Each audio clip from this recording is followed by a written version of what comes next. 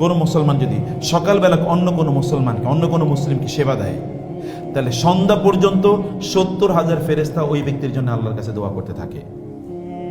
সুবহানাল্লাহ, বাসায় গিয়ে বলেন সুবহানাল্লাহ, মনে মনে কমপক্ষে বলেন না কেন, আপনাদের অভ্যাস তৈরি করতে হবে এগুলো বলতে। শুধু গান বাদ্য শুনলেই চলবে না, সিনেমা দেখলেই চলবে না, বুঝতে পেরেছেন? এগুলো করে করে আমাদের অন্তর কঠিন হয়ে গেছে।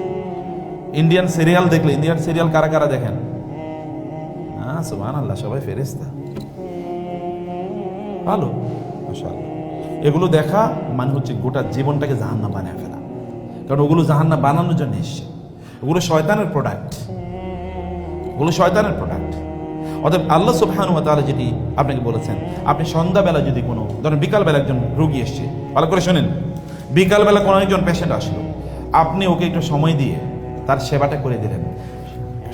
পরের দিন সকাল পর্যন্ত 70,000 ফেরেশতা আল্লাহর কাছে দোয়া করতে থাকবে, আল্লাহ একে তুমি ভালো রাখো, এর সকল বিপদ দূর করে দিও, একে তুমি নিরাপত্তা দান করো, এর অভাব দূর করে দিও, এর পরিবার পরিজনের মধ্যে শান্তি তৈরি করে দিও।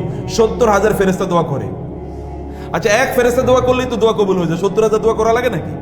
70,000 দোয়া করা, হোয়াট ডাজ ইট মিন?